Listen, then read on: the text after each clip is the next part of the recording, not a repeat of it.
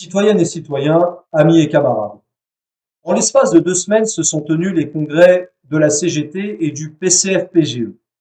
dont les choix opérés étaient attendus par les travailleurs et les forces désireuses d'en finir avec l'ordre capitaliste impérialiste sous la domination de l'axe UE-OTAN.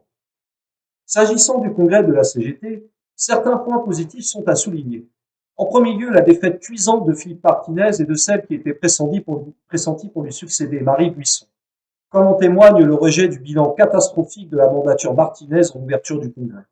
Ainsi était d'emblée sanctionnée une direction sortante, ayant prôné le syndicalisme d'accompagnement placé à la remorque de la CFDT et de Laurent Berger, qui préside également la jeune Confédération européenne des syndicats, la fameuse CES. Une sanction d'autant plus logique que Philippe Martinez était allé jusqu'à signer un texte commun avec la CFDT et le MEDEF en mars 2020, au moment où la pandémie de Covid poussait la Macronie à confiner le pays, entendant affirmer le rôle essentiel du dialogue social, avant de signer un autre texte approuvant le plan Macron-Merkel de fin mai 2020, texte que la CGT Énergie de Paris avait vivement condamné notamment. De la même manière, la ligne Plus jamais ça, marquant la dérive croissante vers les enjeux sociétaux au détriment de la ligne de classe, a été désavouée,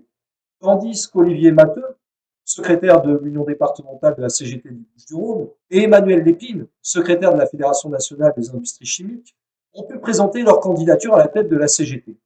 Enfin, l'entrée notamment de Sébastien Ménesplier, secrétaire de la Fédération nationale des mines et énergies, dans l'équipe dirigeante est une nouvelle intéressante.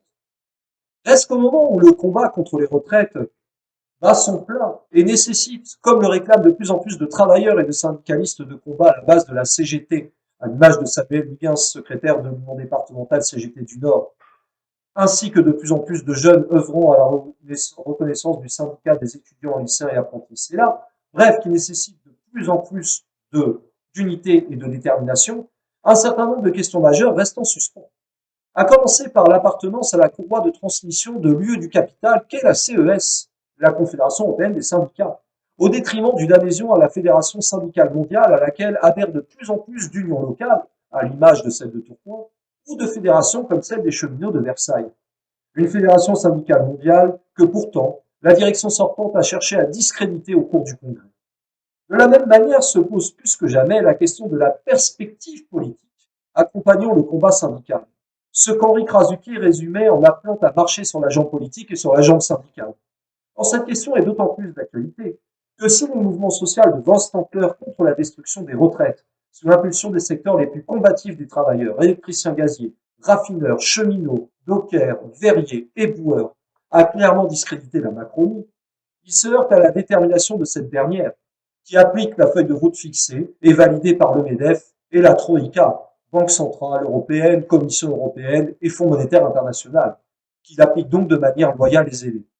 Faut-il rappeler que le gouvernement Castex avait fait valider la feuille de route euro-austéritaire de la Macronie par le FMI dès le printemps 2021, avant qu'Elisabeth Borne fasse approuver son plan de destruction de retraite par la Commission européenne à l'été 2022, le plan ayant été jugé conforme aux recommandations de l'UE du capital. De ce point de vue, les débats sont loin d'être achevés au sein de la CGT. Et les prochaines attaques programmées contre le droit du travail, les immigrés, l'assurance chômage ou l'ensemble des services publics reposeront fatalement la question de la double besogne, que la charte d'Amiens de 1906 évoque déjà en appelant à mener le combat pour la disparition du salariat et du patronat. Les absences d'Olivier Matteux et Emmanuel Lépine dans la nouvelle direction confédérale montrent d'ailleurs que la direction sortante a cherché à contrecarrer au maximum un changement de ligne affirmé. Mais si le congrès du PC de la CGT a permis d'obtenir des avancées toutefois incomplètes sur des questions de fond essentielles, le congrès du PCF-PGE, lui, a confirmé la fuite en avant désormais irréversible vers l'euromutation au relent réactionnaire. Dans ce qui s'apparentait à ce qu'Emmanuel Borrell, secrétaire de la gauche républicaine et sociale, GRS, invité à l'occasion, considère être une communiste pride, en globish bien entendu, le Congrès a approuvé à 83% le texte d'orientation porté par Fabien Roussel, et dont la teneur centrale, derrière un identitarisme communiste qui a surtout débouché sur un déni et un dénigrement du passé communiste au cours de la première mandature Roussel, repose en réalité sur un anti-mélenchonisme primaire. Cela ne signifie nullement, contrairement à ce que pourraient affirmer des esprits simplistes et fortes dialectiques, qu'il faille soutenir Jean-Luc Mélenchon dans l'absolu. Au contraire, le PRCF ne cesse de critiquer la dérive euro-compatible et OTAN compatible, prônée par l'état-major de la France insoumise depuis les élections européennes de juin 2019. Ce qui se traduit désormais par l'alliance électoraliste NUPES avec des partis faussement de gauche, Parti socialiste, Europe Écologie Les Verts, alliance que le PCF-PGE a accepté d'intégrer. Cette alliance résulte de la théorie du Big Bang de la gauche radicale, préconisée par Clémentine Autain au lendemain des européennes de 2019, et regroupe donc des forces qui, depuis les mandatures Mitterrand, ont toujours capitulé devant les desiderata de l'Union européenne du capital,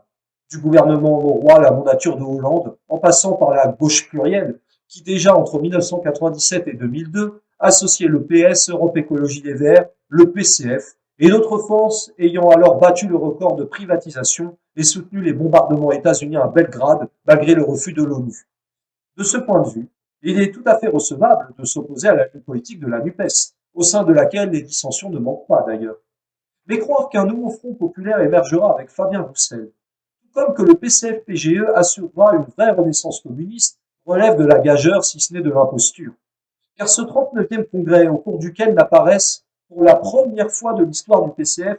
aucun texte alternatif de gauche dans le parti,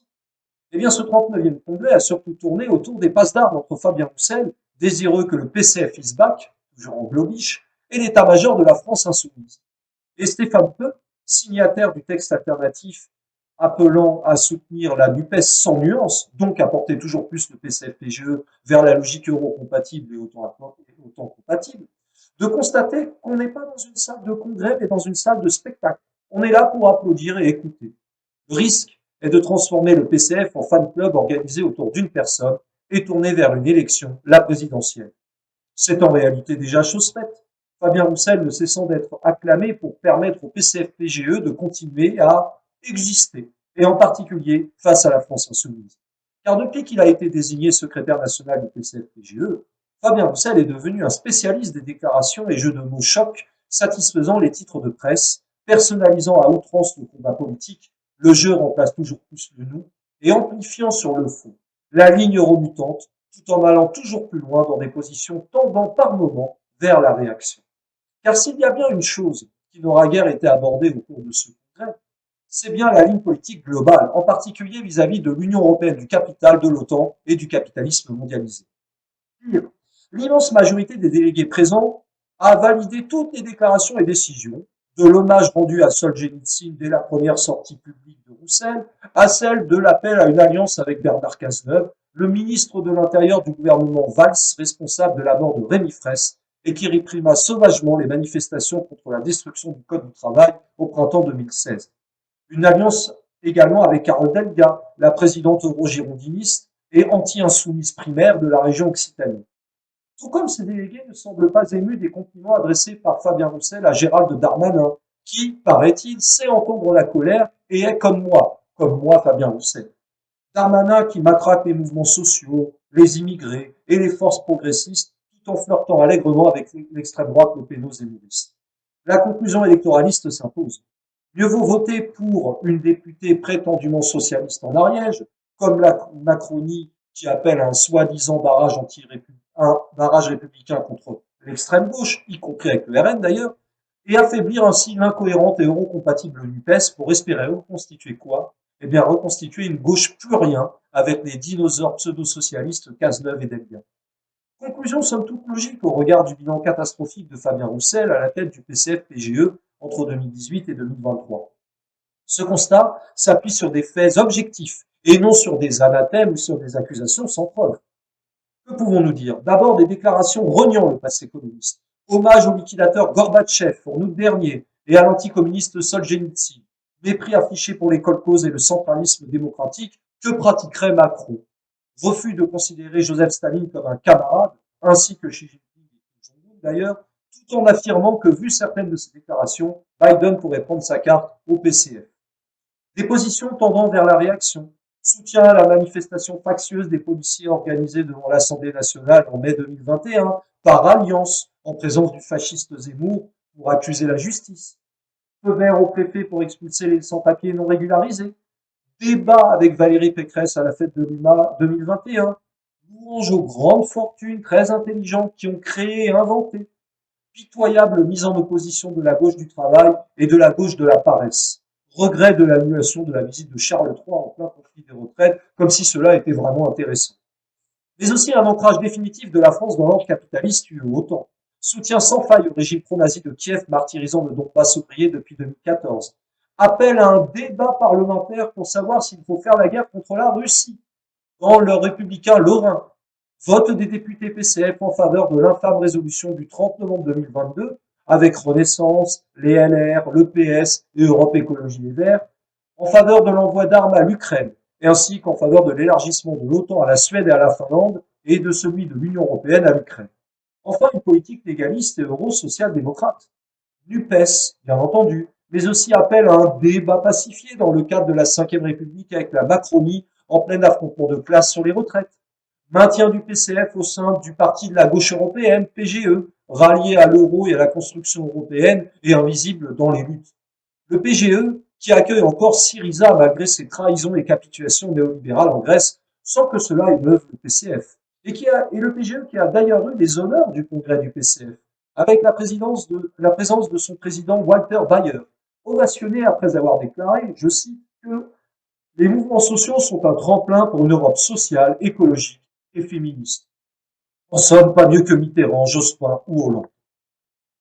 C'est pourquoi, face à l'eurodécrépitude croissante du PCF-PGE, qui vit pour survivre et non porter une réelle alternative politique et populaire dans le pays, et face à l'urgence de proposer un débouché politique pour les travailleurs combattant les politiques des eurogouvernements, commandités par le MEDEF, Bruxelles, Francfort, Berlin et Washington depuis plus de 40 ans. À ce sujet, mars 1983 marquait d'ailleurs le 40e anniversaire du funeste tournant de la rigueur, adopté par le gouvernement monroy, avec l'aval des ministres PCF de l'époque. Et bien, face à tout cela, et alors que l'extrême droite lepéno-zémourienne ne cesse d'être banalisée par les forces du capital, nous, militants du pôle de renaissance communiste en France, appelons à mener l'indispensable travail politique pour une rupture radicale avec l'ordre capitaliste impérialiste sous la domination de l'axe UO.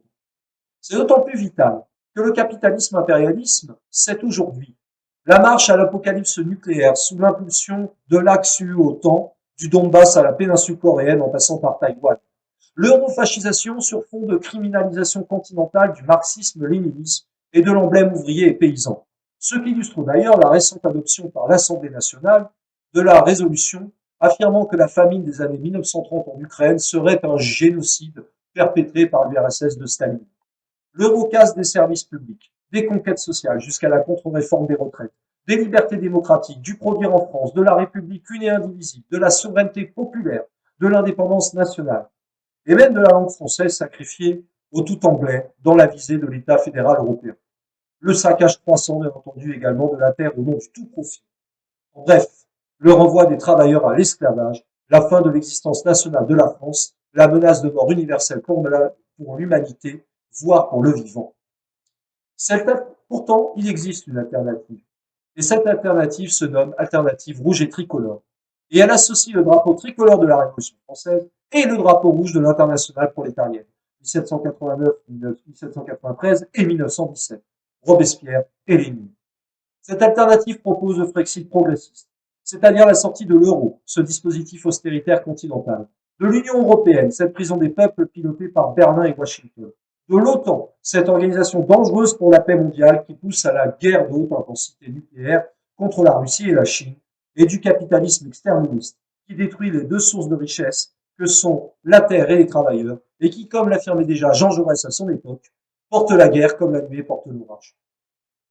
Cette alternative nécessite pour cela de reconstruire un vrai parti communiste, fidèle aux enseignements de Marx, Engels et Lénine, et qui constituera l'outil politique indispensable aux travailleurs qui luttent au quotidien, parallèlement à un syndicalisme de masse et de combat de classe que les bases les plus combatives de la CGT ont porté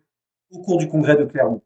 Cette perspective, le PRCF la porte politiquement et continuera de la développer en tendant la main aux forces franchement communistes, y compris au sein du PCF, et insoumises, aux syndicalistes de combat, aux gilets jaunes, aux patriotes et républicains antifascistes, aux forces pacifiques et prises de paix, aux forces refusant l'obscurantisme fascisant et identitariste. En somme, une perspective ayant pour ambition de reconquérir la souveraineté populaire et l'indépendance nationale afin d'en finir avec l'ordre capitaliste impérialiste sous la domination de l'axe-UE-OTAN. C'est seulement à ce prix qu'il sera possible de construire les nouveaux jours heureux, nom du programme du PRCF depuis 2004, dont les travailleurs de France ont urgemment besoin.